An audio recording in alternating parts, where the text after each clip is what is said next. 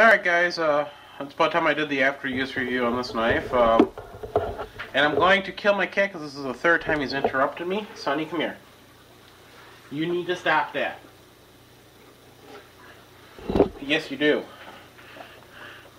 That's a cat right there, this big fat cat who has decided to cause all this trouble. There we go, now I got him at least out of the way. So, this is the after use review of the Ganzo 712. I like the knife for the price. It's $24. It is a Chinese copy of the Benchmade Bedlam. So with that in mind, I'm going to open the knife up here. For you guys who are not familiar, axis lock system. Pull back on, there's one on each side, you pull back. You just flip it open that way. The same way to close it, you pull back and blade will close for you. The one thing I did not like about this knife, well, there's a few things actually. The first thing was just so frickin' tight. Sonny, no! You see, a cat's trying to cut his paw. And there you go, he jumped down finally.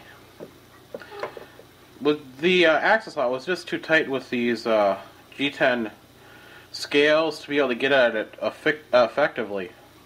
So I had to Dremel the material out.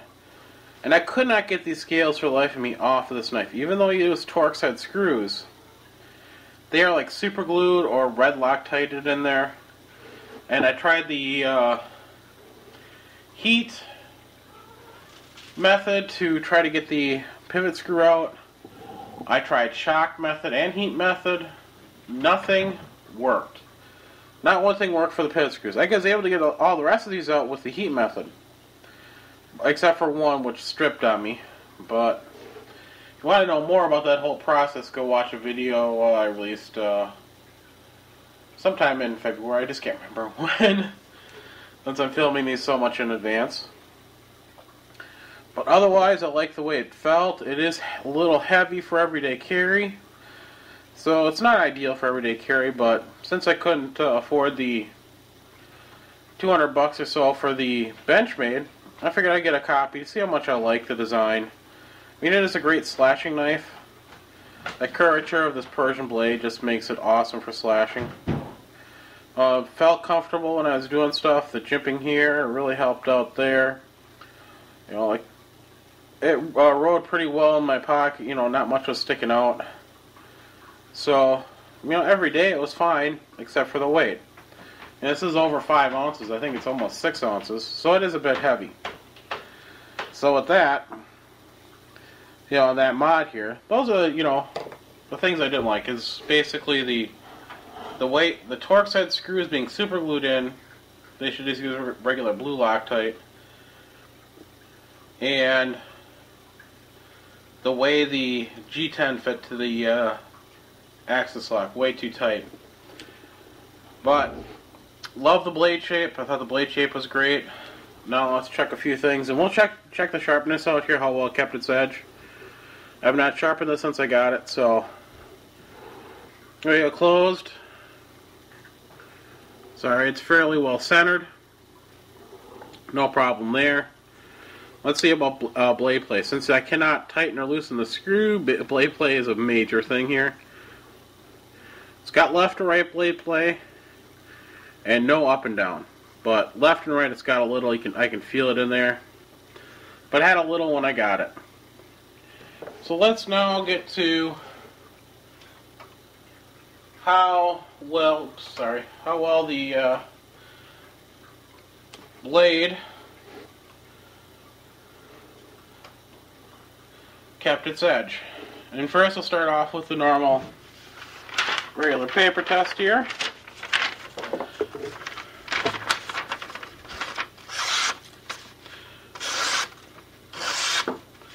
No problem with regular paper. Let's try Phonebook paper.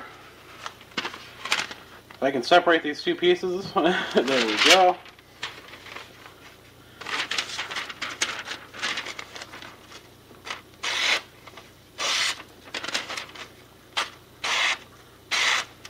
And it's slicing right through this Phonebook paper. No problem. Yes, I'm hoping getting that all on film. And now, and pardon me while I bump my tripod here. Let's see how well it kept an edge for shaving. And I'm going to tell you right now, I got a new bald spot on my arm. So it kept its edge really well. And I wasn't doing normal everyday knife stuff that most people use a knife for. You know, opening packages and letters, breaking down some cardboard boxes. So with that said, it kept its edge really well. I mean, it is 440C. It's kept its edge a little bit better than I thought it would. So that's a major plus. And I don't know what else I can tell you about the knife. I guess I can go over the pocket clip. Like it. It's not overly tight. Or strong metal, which is nice. Some pocket knives are so hard to get them into your pocket because the pocket clip is so dang stiff. This one's nice. I'm just afraid it's going to weaken over time and break because of the design, the skeleton design here.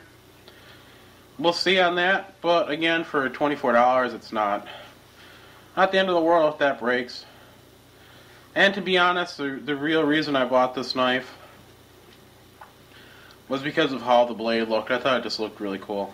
I like that sweeping blade design. You know, the Persian style knives, the scimitars, everything else. I just love that smooth curving feature.